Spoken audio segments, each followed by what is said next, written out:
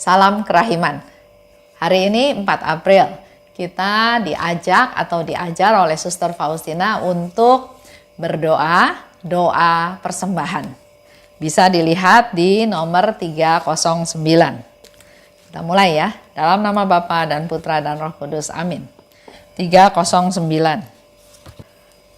Allah dan jiwa-jiwa, doa persembahan. Di hadapan surga dan bumi, di hadapan segenap paduan suara para malaikat, di hadapan perawan Maria yang tersuci, di hadapan segala kuasa surga, aku menyatakan kepada Allah Tritunggal bahwa hari ini, dalam kesatuan dengan Yesus Kristus penebus jiwa-jiwa, aku mempersembahkan diriku secara sukarela untuk pertobatan orang-orang berdosa, khususnya untuk jiwa-jiwa yang telah kehilangan harapan akan kerahiman Allah. Persembahan ini meliputi penerimaan dan kepatuhan total kepada kehendak Allah. Semua penderitaan, ketakutan, dan kegentaran yang memenuhi hati orang-orang berdosa. Sebaliknya, aku memberikan kepada mereka semua penghiburan yang diterima jiwaku dari persekutuanku dengan Allah. Singkat kata, aku mempersembahkan segala sesuatu bagi mereka. Misa kudus, komuni kudus, tobat, mati raga, doa. Aku tidak takut akan pukulan keadilan ilahi, sebab aku disatukan dengan Yesus. Ya Allahku, dengan cara ini aku ingin mengadakan penyilihan kepadamu atas jiwa-jiwa yang tidak percaya akan kebaikanmu. Melawan segala harapan, aku berharap akan samudra kerahimanmu. Ya Tuhanku dan Allahku, bagianku, harta pusakaku untuk selamanya, aku mendasarkan doa persembahan ini bukan atas kekuatanku sendiri, tetapi atas kekuatan yang mengalir dari pahala Yesus Kristus.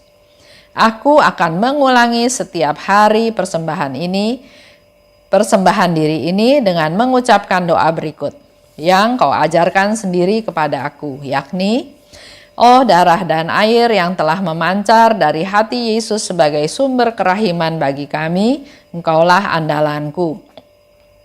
Suster Maria Faustina dari Sakramen Maha Kudus, Kamis Putih, dalam Misa Kudus 29 Maret 1934. Hari ini hari spesial, khususnya buat saya.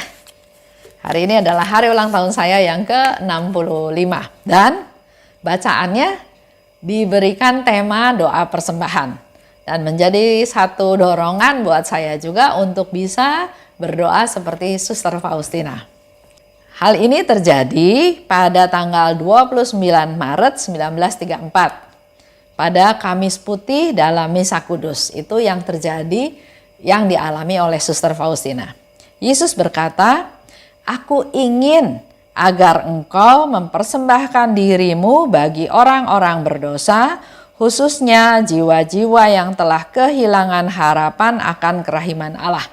Itu ada di 308. Jadi 309 doa persembahan ini sebagai jawaban atas apa yang Yesus katakan di 308. Aku ingin agar engkau mempersembahkan dirimu bagi orang-orang berdosa. Dan Suster Faustina menanggapi permintaan Yesus tersebut dengan doa persembahan 309. Dikatakan oleh Suster Faustina dalam doanya, di hadapan surga dan bumi, di hadapan segenap paduan suara para malaikat, di hadapan perawan Maria yang tersuci, di hadapan segala kuasa surga, aku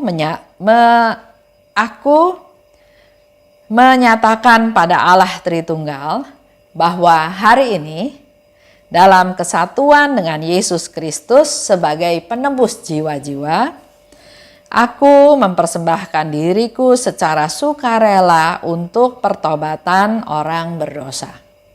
Kita sambil belajar ya, apa yang dilakukan oleh Suster Faustina untuk menjadi silih, untuk menyelamatkan jiwa-jiwa orang berdosa. Dia mempersembahkan dirinya pada hari ini secara sukarela, bukan terpaksa, bukan karena ancaman, tapi secara sukarela dia mempersembahkan dirinya untuk pertobatan orang berdosa.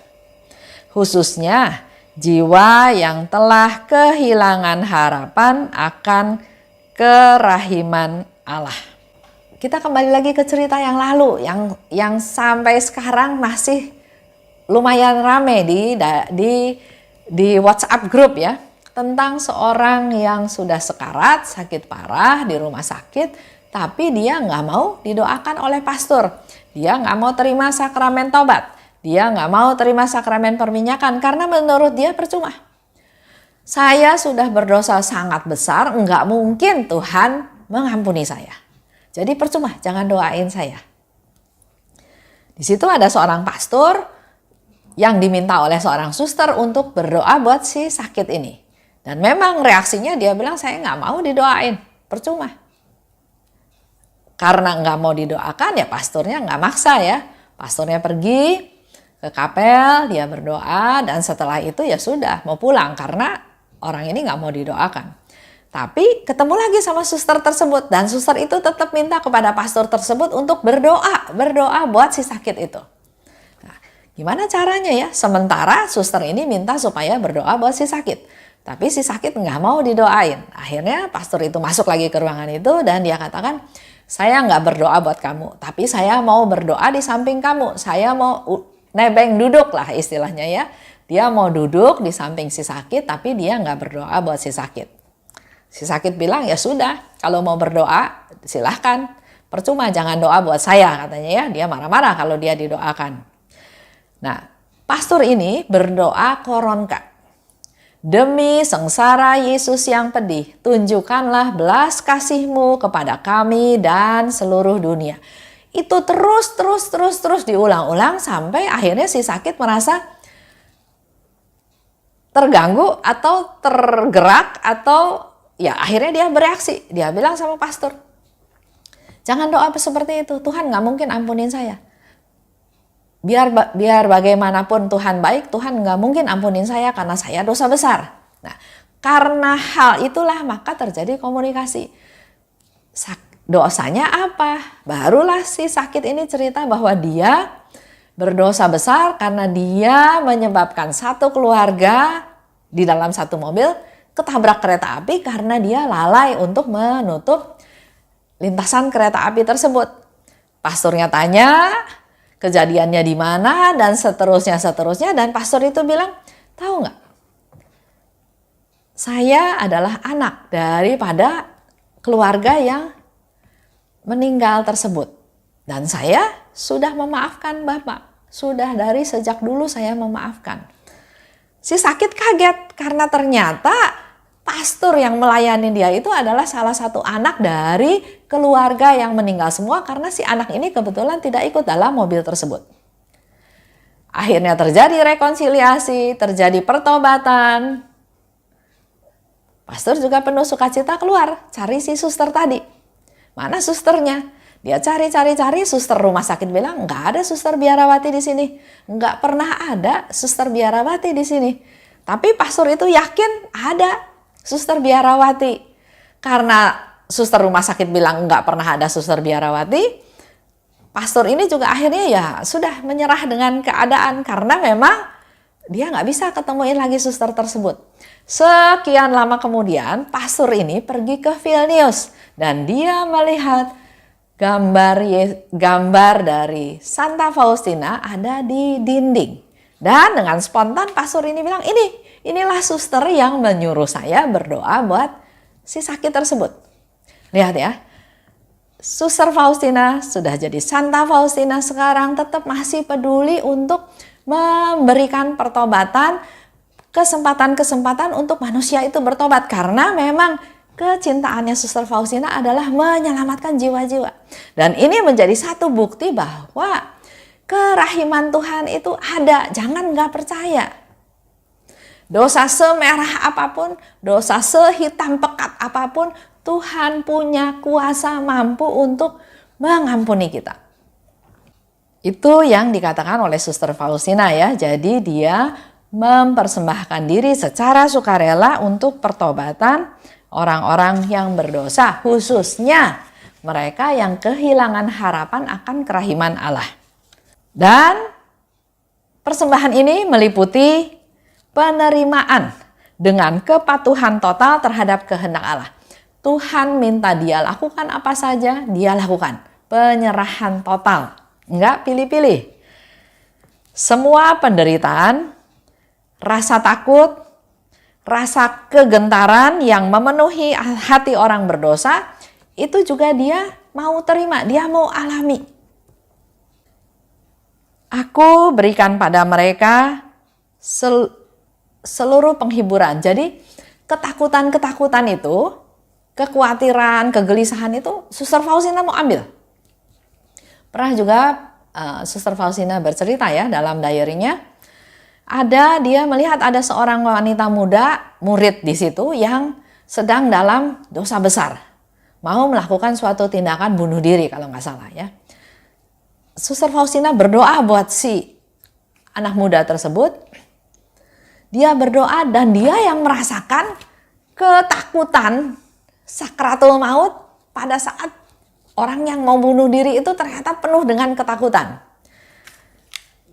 Ketakutan itu diambil dan yang dia berikan adalah penghiburan kepada si orang yang mau bunuh diri tersebut. Sama seperti apa yang dikatakan oleh Suster Faustina di sini. Penderitaan, ketakutan, kegentaran dia yang tampung. Tapi sebaliknya dia memberikan pada mereka penghiburan. Untuk aku terima jiwaku dari persekutuan dengan Allah. Aku berikan pada mereka semua penghiburan yang aku pernah terima dari persekutuan dengan Allah. Dan aku mempersembahkan segala sesuatu bagi mereka. Ada misa kudus, ada komuni kudus, ada doa, ada adorasi, ada mati raga, itu semua Suster Faustina berikan untuk menjadi silih, menjadi pengganti terhadap keselamatan jiwa-jiwa dari orang-orang berdosa tersebut. Aku nggak takut pukulan, katanya ya.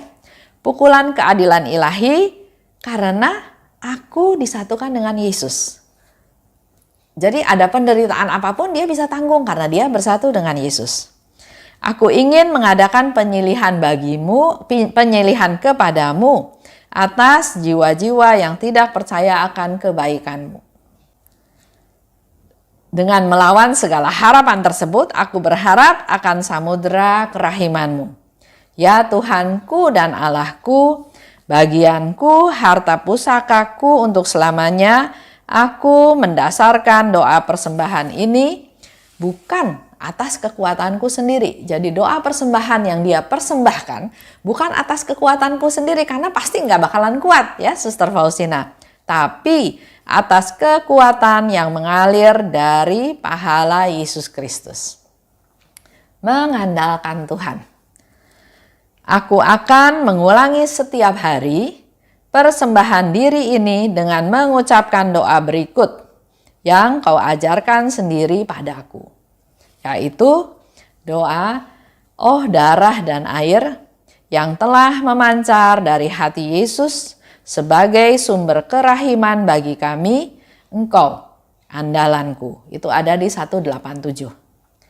Doa ini sering dipakai sama teman-teman untuk doa jam kerahiman. Bukan padahal ya, karena di situ jelas Yesus katakan, doakan doa ini untuk pertobatan mereka yang berdosa. Dengan hati yang remuk rendam, datang pada Tuhan, berdoa untuk pertobatan dari orang yang berdosa.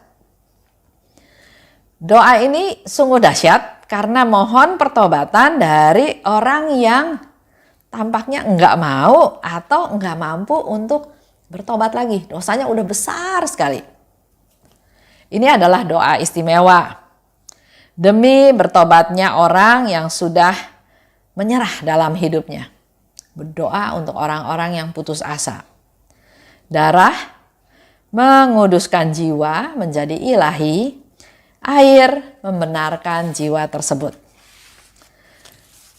Itu hari ini mari kita belajar juga dari Suster Faustina mempersembahkan, membuat doa persembahan. Apa yang mau Bapak Ibu persembahkan dalam doa kita, dalam hidup kita. Jadi kembali lagi, Suster Faustina katakan dia mau berdoa setiap hari, doa darah dan air tadi ya, untuk pertobatan orang berdosa. Tapi bukan doa yang diminta oleh Yesus untuk berdoa pada jam kerahiman. Semoga sehari lepas sehari dengan penjelasan-penjelasan semakin bisa mengerti bahwa doa jam kerahiman adalah Yesus minta kalau bisa jalan salib. Kalau enggak pergi ke sakramen Maha Kudus ya, adorasi. Kalau enggak bisa di mana juga renungkan sengsaraku walaupun sebentar. Itu aja untuk hari ini. Terima kasih. Amin. Dalam nama Bapa dan Putra dan Roh Kudus. Amin. Salam kerahiman.